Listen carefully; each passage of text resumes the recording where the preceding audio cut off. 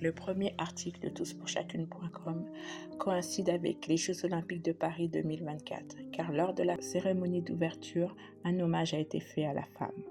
Revenons sur le logo de ces Jeux Olympiques. Il est particulier pour plusieurs raisons. Le visage des Jeux de Paris 2024 est le résultat de la réunion de 3 symboles, une médaille d'or, une flamme marienne.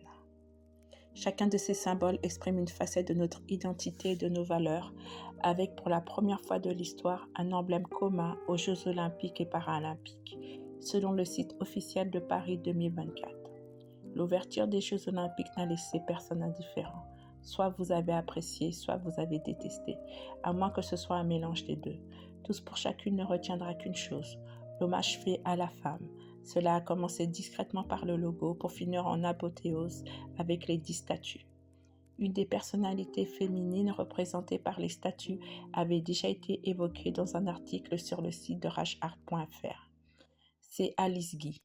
L'article débute ainsi. Elle fait partie des oubliées et pourtant elle est la première femme réalisatrice de films, de cinéma, scénariste, productrice et directrice de studio. Si vous souhaitez encore plus d'infos, n'hésitez pas à aller sur Wikipédia. Dans ce même article, Amel de Koh Lanta est elle aussi mise en avant. Si vous ne vous en souvenez pas, elle fut la première finaliste femme à gagner Koh Lanta. Elle a ouvert la voie car beaucoup d'autres ont fait de même après.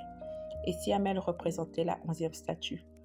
On vous l'explique à travers ce poème que vous pouvez retrouver sur le site de rageart.fr, Victoire de l'honnêteté et de l'authenticité. Spéciale dédicace à tous ceux qui ne s'y attendaient pas.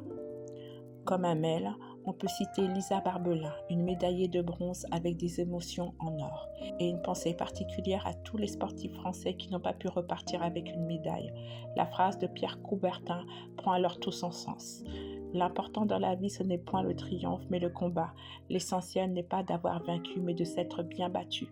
Il n'y a pas d'échec quand on a tout donné.